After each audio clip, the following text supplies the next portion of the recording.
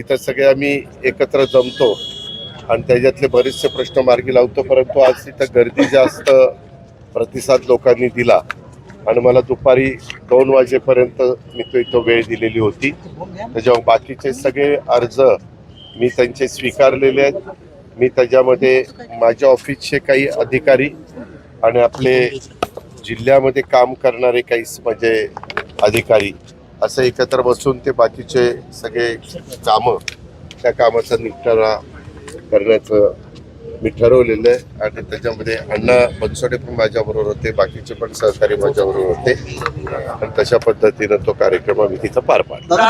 अपयशी पडला का मागील 3 वर्षामध्ये कामं नाही झाली म्हणून आज लोकांनी मोठ्या संख्येत नाही तसं नाही. काय होतं आता काही गोष्टी अशा असतात की कधी कधी तो सर्वसामान्य माणूस तिथपर्यंत पोहोचू शकत नाही आणि मग बऱ्याच लोक असे सांगतो की दादा आम्ही तिथं जायचा प्रयत्न करतो पण आम्हाला तिथं आतमध्ये सोडत नाही वगैरे वगैरे. आज त्याचं जर काम योग्य असेल तर त्याला मदत झाली पाहिजे. आम्ही महायुतीच्या सरकारमध्ये काम करत असताना आमची मुख्यमंत्र्यांची आमच्या सगळ्या मंत्रिमंडळाची तीच अपेक्षा आहे. कारण जनतेने एवढ्या मोठ्या संख्येने आम्हाला निवडून दिलेलं आहे. त्याच्यावर आम्ही काही नुसतं मिरवण्याच्या करता त्या पदांवर बसलेलो नाही. प्रश्न सुटावेत आणि कुठं अन्याय कुणावर होत असेल तर त्याची दखल आम्ही घेऊन त्याच्यातून त्याला मदत कशी होईल ते पाहावं म्हणून ते केलं. बाकी खरं तर 79 वर्षाचे आजोबा होते तर तुमच्याकडे त्यांनी तक्रार दाखल केली. काही अधिकारी त्यांना खूप उर्मट पद्धतीनं बोलले होते. त्यांनी तुम्हाला सांगितलं काय तुम्ही त्या अधिकाऱ्यांवर कारवाई वगैरे करणार? ओके. काही कुठं अधिकाऱ्यांवर काही बोलायला गेलं की तुम्ही लगेच दाखवतो बघा काय केलं मी. पुन्हा एकीकडे दुसरीकडनं म्हणता त्या 79 वर्षाच्या व्यक्तीशी ते चांगलं बोलले नाही त्यांच्यावर काय कारवाई करणार. जे काही नियम आम्ही ठरवलेले आहेत, नियमावली ठरवलेली तशा पद्धतीनं त्याच्यातनं नोंद घेऊन आम्ही काय गोष्टी करायच्या ते करू. जामखेडच्या आमसभेमध्ये रोहित पवार यांनीही अधिकाऱ्यांना खूप आक्रमकपणे त्यांच्यावर ओरडलेले आहेत. काय सांगाल एकूण?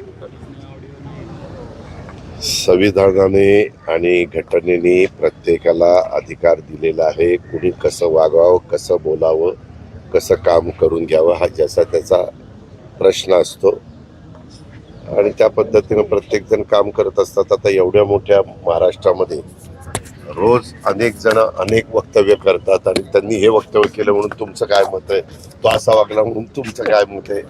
आम्ही आमचं काम करतो. सगळ्यांनी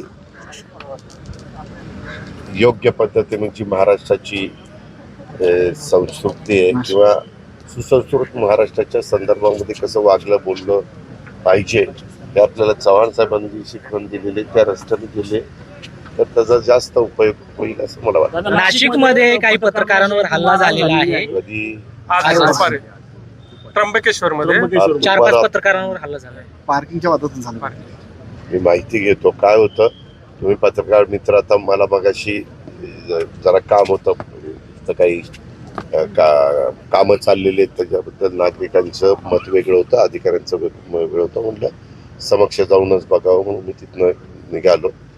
वास्तविक पत्रकारितेचं काम पत्रकार मंडळी करतात, त्यांना त्यांचा अधिकार आहे आणि त्यामध्ये असं कधीच कुणी कायदा हातात घेण्याचा प्रयत्न हा करता कामा नये. नक्की काय झालं, संदीप कर्णिक तिथं CP आहेत आणि बाकीचे पण SP आहेत. आता कुणाच्या हातीत झालं ते मी लगेचच गाडीत बसल्यानंतर पाहतो, विचारतो आणि ज्याची कुणाची चूक असेल त्याच्यावर कारवाई करण्याच्या सूचना. दाम्पत्याची नाही का वीजबाधेतनं मृत्यू झालेला आहे. कुठे? पुसद तालुक्यात, महागाव तालुक्यात शेतकरी आहे. पोळ्याच्या दिवशी घटना घडलेली आहे. पोलीस तक्रारच घेत नाही. श्रावणी पोळा का भाद्रपदातला पोळा? आता भाद्रपद पोळा. अरे भाद्रपद पोळा उद्या शाणे. नाही सॉरी श्रावणी. अरे मी शेतकरी मला कधी कुठला पोळा ऐका थांबा ना. त्याच्यामध्ये मी पत्रकार मित्रांनो तुम्हाला तर अनेक ठिकाणून बातम्या येत असतात आम्ही असतो आमच्या कामात. मी सकाळपासून त्या कामात होतो, तिथून इथं आलो. मगाशी तुमच्याशी बोलता आलो नाही म्हणून तुम्ही इथं आल्यानंतर तुम्हाला आम्ही बोलण्याची तुमची इच्छा होती, मी पण तिथं बोलतोय. मी माहिती घेऊन त्याच्याबद्दलचं सांगेन. वास्तविक काय नक्की झालंय, कशा पद्धतीनं झालंय, कोण त्याला जबाबदार आहे, कशामुळे विषबाधा झाली, हे जरा पाहावं लागेल. आणि ज्याचं कुठं चुकलं असेल कुणाचं त्याच्याबद्दल ऍक्शन घ्यावी. दादा, आपण परिवार मिलनच्या माध्यमातून बऱ्याच नगरसेवकांची किंवा माजी पदाधिकाऱ्यांची भेट घेणार आहे. एकूण महापालिकेची तयारीच्या दृष्टीनं या भेटीगाठी आहेत अरे असं बाबा, म्हणतात. राजकीय पक्षामध्ये तुम्ही काम करत असता त्यावेळेस सगळ्याच गोष्टीची तयारी त्यांना ठेवावी लागते. संपर्क ठेवावा लागतो, लोकांच्या अडीअडचणी समजून घ्याव्या लागतात. मी तर अनेक वर्ष या शहराचं नेतृत्व केलेलं आपण सगळ्यांनी पाहिलेलं आहे. इथल्या नागरिकांनी अनेक निवडणुकांमध्ये मला 25 वर्ष मनापासून पूर्ण पाठिंबा दिलेला होता, हे आपण पाहिलेलं आहे. 2017चा अपवाद वगळता. त्याच्यामुळं ह्या शहराच्या सर्वांगीण विकासामध्ये माझ्या परीनं मी काय काम केलेलं आहे हे अनेकांना माहिती आहे.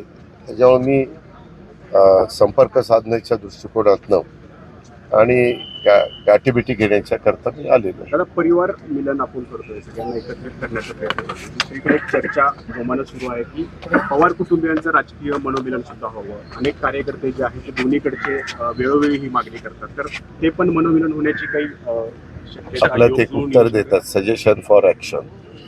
दादा, नाभिक आणि दोन्ही समाजाला जे आहे ती एससी मधून आरक्षण मिळावं अशी मागणी कशामध्ये? लक्ष्मण हाकेकडून कशामध्ये?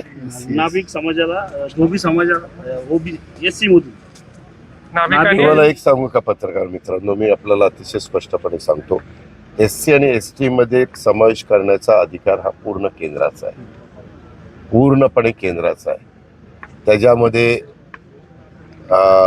अनेक घटकाला अनेक ठिकाणी सहभागी करून घ्यावं, समावेश करून घ्यावा, आरक्षण द्यावं वाटतं. तो त्यांचा अधिकार आहे मागणी करण्याचा. कायद्याच्या नियमाच्या चौकटीमध्ये बसून इतरांच्यावर पण अन्याय होणार नाही त्याबद्दलची काळजी घेऊन सरकारमधले सहकारी तशा पद्धतीचा निर्णय घेत असतात. तुम्हालाही माहिती आहे की अनेक वर्ष अनेक प्रकारच्या मागण्या ह्या चालू असतात, त्याच्यातलाच हा भाग आहे. नाशिक मधून देखील आता बंजारा समाज देखील पुढे आलेला आहे. एससी मध्ये त्यांना देखील समाविष्ट करण्यासाठी आंदोलन सुरू SC नाही, एसटी मग जरा माहिती घेऊन जयंतराव पाटलांना वेळोवेळी भाजप टार्गेट करते. नाही रे बाबा, त्याबद्दल सगळं काही काल उत्तरं दिली गेली. मुख्यमंत्र्यांनी जे सांगायचं ते सांगितलेलं आहे, सगळं मला जे बोलायचं ते बोललेलं तुम्ही सगळ्या महाराष्ट्राने बघितलेलं आहे. त्याच्याबद्दल आता काल त्या गोष्टीचं उत्तर दिल्यानंतर पुन्हा तोच विषय काढणं बरोबर नाही. संजय राऊत असे म्हटले की जाणीवपूर्वक त्यांना टार्गेट केलं जाते का तर त्यांना भाजपमध्ये घ्यायचे. असं काय, जर कुणाला कुठल्या पक्षात घ्यायचं असेल तर असं टार्गेट करून कोणी जाणार आहे? कठीणच आहे. उद्या पुन्हा एकदा भारत पाकिस्तान मॅच होते, तुमचं काय म्हणणं? शुभेच्छा भारतीय संघाला. अरे बाबा, मी मागच सांगितलेलं आहे, त्याच्यामध्ये 2 मतप्रवाह देशातल्या नागरिकांचा आहे. कारण मधल्या काळामध्ये जी घटना जम्मू काश्मीरला घडली त्याच्यातून काही वर्गाचं मत वेगळं आहे की बाबा अशांच्या बरोबर खेळू नये. क्रीडा क्षेत्रामध्ये काम करणारा जो वर्ग आहे, क्रीडा रसिक जो आहे, त्यांचं मत त्याच्यामध्ये वेगळं आहे. अशा 2 मतप्रवाह आहेत.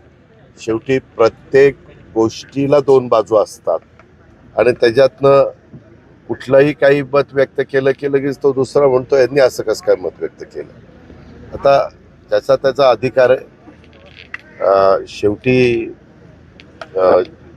जी काही घटना जम्मू काश्मीरमध्ये घडलेली आहे आणि ज्या लोकांना त्याच्यामध्ये स्वतःचा जीव, निष्पाप लोकांना कारण नसताना त्याच्यामध्ये गमवावं लागलेलं आहे, त्याचं दुःख सगळ्या भारतीयांनाच आहे. आणि म्हणूनच त्याचा बदला आपण त्या ठिकाणी घेतला. म्हणजे केंद्र सरकारने त्याच्यामध्ये पंतप्रधानांनी पुढाकार घेऊन त्या सगळ्या गोष्टी झाल्या.